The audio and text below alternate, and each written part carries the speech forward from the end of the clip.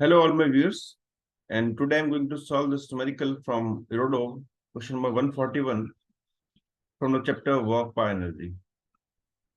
अभी क्वेश्चन क्या कह रहा है हम समझते हैं.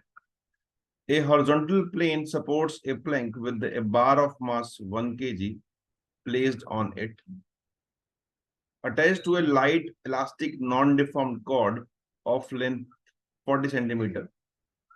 The coefficient of friction between the bar and the plank, ये एक बार है और ये एक प्लैंक है, ये दिख रहा है आपको नीचे. इनके बीच फ्रिक्शन है, मतलब दिस इज रफ, ये फ्रिक्शन रफ है यहाँ. The plank is slowly shifted to right until the bar starts sliding over. इस प्लैंक को आगे खींचा गया स्लोली, बहुत धीरे धीरे, मतलब हमेशा इक्विलिब्रियम में रखा एक तरह से, तब तक जब तक ये स्लिपिंग स्टार्ट ना हो जाएगी बीच में. Okay. It occurs at the moment when the cord deviates from the vertical by angle 30 degree. मतलब जब ये कॉर्ड आपको जो दिख रही है, ये कॉर्ड कुछ ऐसे हो गई,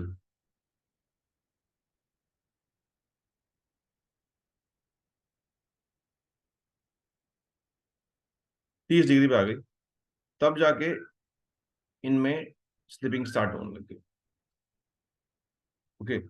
now find work done that has been performed by the movement by that moment by the friction force acting on the bar in the frame reference frame fixed to the plane.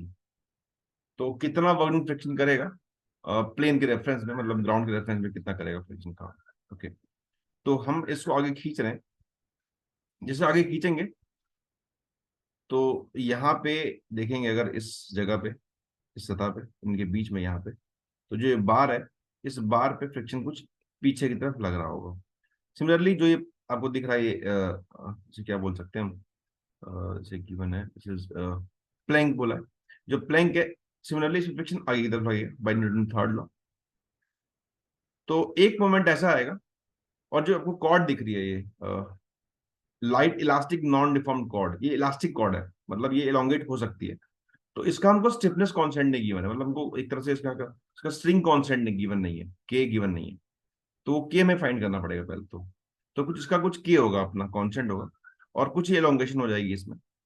अगर ये angle में theta मान लूं जो हमें given है 30 degree, तो ये 30 डिग्री है. दैट मीन्स कि ये जो आपके पास कंपोनेंट हो जाएगा, that is k x cos 30, और पीछे लगेगा के एक्स साइन 30, स्प्रिंग की तरह ही. तो इसे पीछे लग रहा होगा.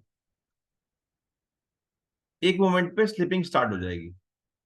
दैट मीन्स कि उस टाइम फ्रिक्शन जो है मैक्सिमम लग रहा होगा, और स्लोली तो है ही, तो हमेशा बैलेंस रहेगा इससे.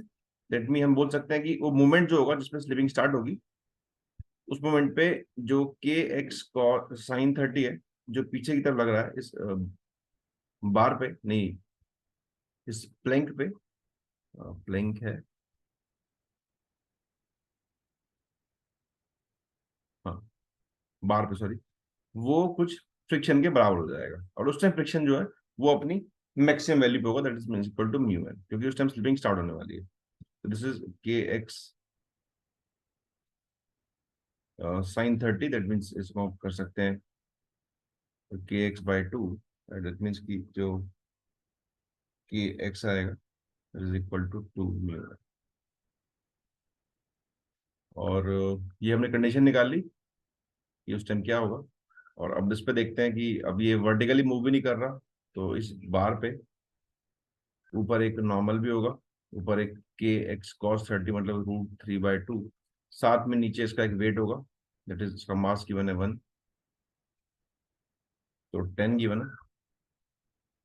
सो ये वर्टिकली भी मूव नहीं कर रहा, दैट मीन्स कि n plus k x √3/2 is equal to 10.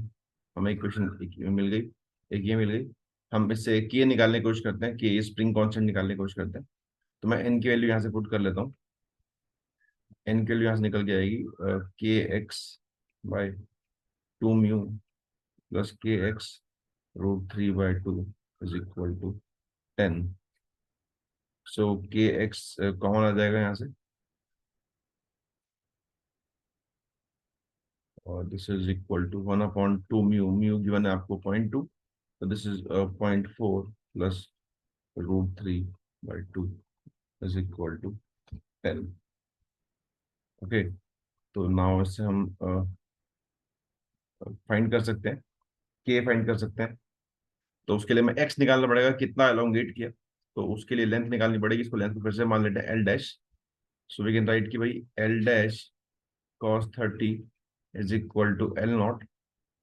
तो L dash √3/2 is equal to L naught, आपको पता है दैट इज 40 सेंटीमीटर है, तो ये 0.4 है। L dash equal to 0.8/√3। और एल डैश को आप लिख सकते हो एल नॉट प्लस एक्स, जितना इलोंगेट हो गया, तो 0.8/√3। तो एल नॉट को आप पुट कर लें, एल नॉट इज 0.4, एक्स निकल के आ जाएगा 0.8/√3 मीन्स पॉइंट। ठीक है, फर्दर आप इसका एलसीएम निकाल सकते हैं। इसकी वैल्यू अगर निकालें तो कैलकुलेट कर लेते हैं। तो वैल्यू कितनी आएगी, that means this is equal to 0.8 divide by √3। आप लोग भी सॉल्व कर सकते हैं, -0.4 इज इक्वल टू 0.0618। और इसको हम पुट कर लेंगे यहाँ पे 0.0618। इसका कैल्शियम निकाल लेते हैं, कैल्शियम 2 हो जाएगा, 5 plus √3 equal to 10। So k will be equal to 20/5 plus √3 into 0.0618। इसको फर्दर सॉल्व करते हैं, देखते हैं कितना आएगा ये। तो 5 plus √3 into 0.0618। So this is equal to 20/4, 0.416. So 20 divided by 0.416. This is something 48 के आसपास के आ गया इसका।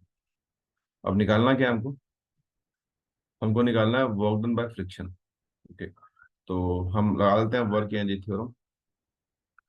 तो वर्क डन बाय जो भी फोर्स लग रही है इस पे, ग्रेविटी, नॉर्मल, जो भी ये कॉर्ड की फोर्स है, स्प्रिंग फोर्स बोल देते हैं इसको, plus friction equal to change in kinetic energy. अब सारा मोशन बहुत स्लोली हो रहा है, ये क्वेश्चन में गिवन था, स्लोली मूव कर रहा है। स्लोली मतलब काइनेटिक एनर्जी में कोई चेंज नहीं है, ग्रेविटी कोई काम करेगा नहीं, क्योंकि वर्टिकली कुछ मोशन हो नहीं रहा, नॉर्मल कुछ काम कर नहीं रहा, फिर से वर्टिकल मोशन नहीं हो रहा।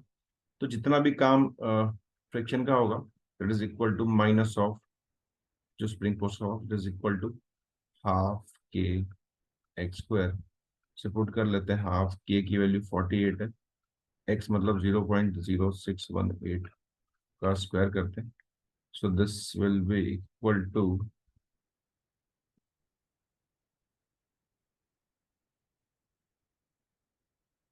0.0618